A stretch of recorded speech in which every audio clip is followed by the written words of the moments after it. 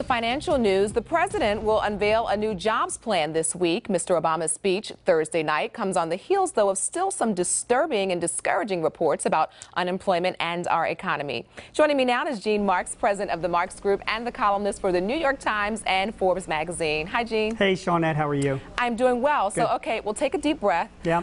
We're coming off a not so good week for the economy, though. Yeah, it wasn't good. You know, it started out pretty good. I mean, at the beginning of the week, personal spending and consumption numbers were actually shown to be up, so that was kind of good news there. But then right after that, the Conference Board came out with consumer confidence numbers, and it showed that consumer confidence was at a 2-year low. And then by the end of the week, just as we were getting into the Labor Day weekend, the unemployment rate came out, and it showed no new jobs were added to the economy this month, still stuck at 9.1%. Yeah, well, you're mentioning the unemployment rate. Here in Philadelphia, we are lower than the national rate. 8.5% is where we are. 9.1 nationally is what you just said.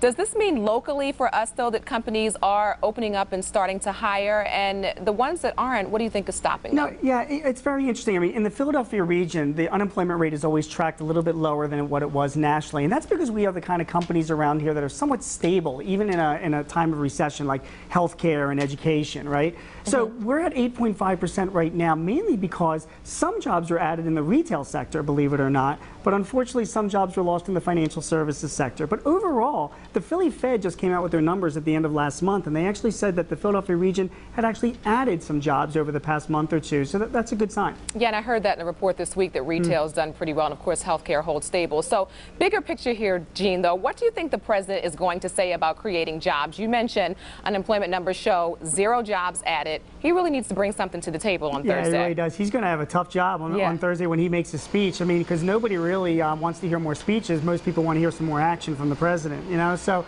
you know, he's going to come up there and start, you know, most people are saying add some tax incentives. He's going to be offering some training incentives as well. He's also thinking of a plan, which was very interesting, to actually subsidize small businesses to bring on employees so that they could actually have jobs and work, and the government would subsidize some of those costs as well. Those are some of the things he was kicking around. But I will tell you one thing. If he's going to suggest anything that's going to add more money to the deficit, or he's going to be asking for more stimulus funds, the Republicans in Congress are not going to be too happy about that. Oh, yeah, they're already all over the internet saying we're not hearing it. Some people saying they don't want to come, some of the Republicans.